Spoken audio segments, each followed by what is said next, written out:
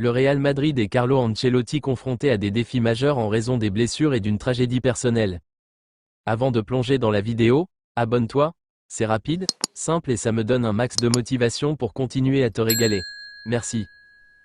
Le Real Madrid traverse une période particulièrement difficile, non seulement à cause des nombreuses blessures qui affligent l'effectif, mais aussi en raison d'une tragédie personnelle qui touche profondément son entraîneur, Carlo Ancelotti. La situation actuelle du club est marquée par une série de défis qui affectent ses ambitions pour la saison, mais aussi sa gestion au quotidien. Carlo Ancelotti face à une tragédie personnelle. Ancelotti, qui a toujours été un modèle de calme et de sérénité en tant qu'entraîneur, a dû faire face à une tragédie personnelle en ce début d'année 2025.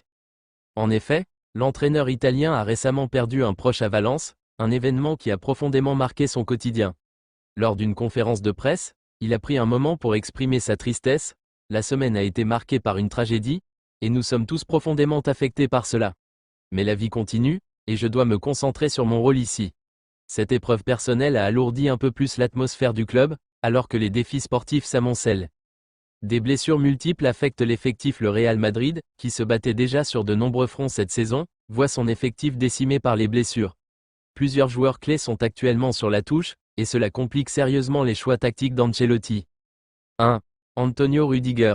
Le défenseur central allemand, l'un des piliers de la défense madrilène cette saison, a subi une lésion au biceps fémoral de la jambe droite lors du match contre l'Espagnol Barcelone, le 1er février.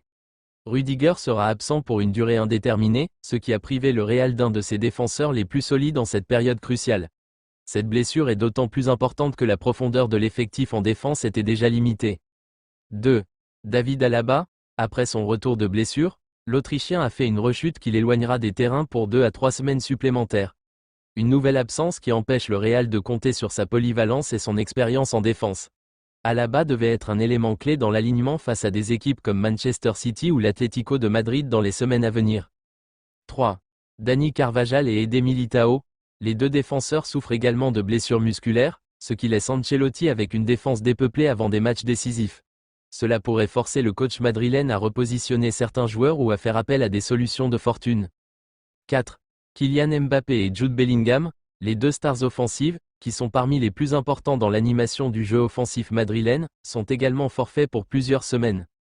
Mbappé, recruté lors du dernier mercato, peine à retrouver sa pleine forme après une blessure au genou, tandis que Bellingham, l'un des joueurs les plus en vue de la saison, souffre de douleurs musculaires qui nécessitent un repos prolongé.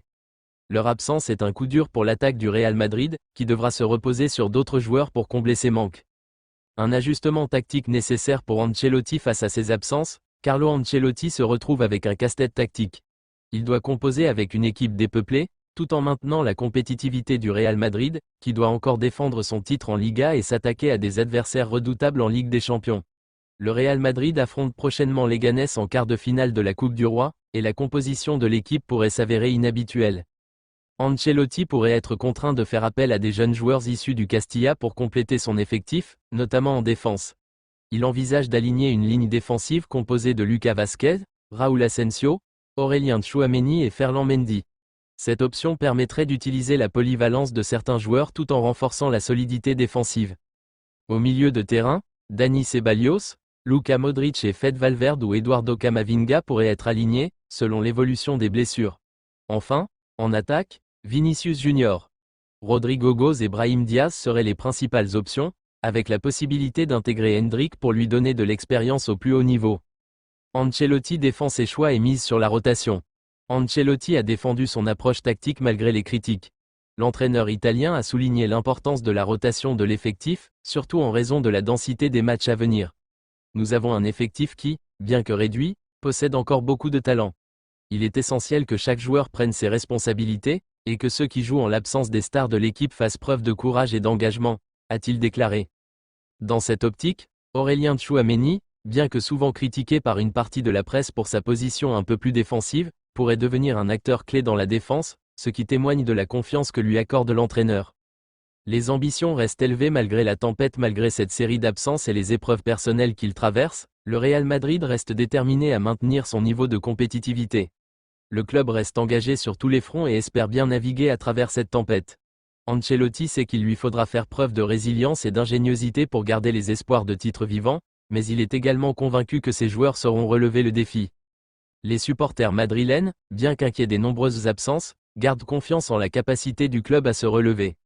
Les prochains matchs, notamment celui contre les Leganés, seront cruciaux pour voir si l'équipe peut continuer à lutter pour la Coupe du Roi tout en naviguant à travers les autres compétitions majeures.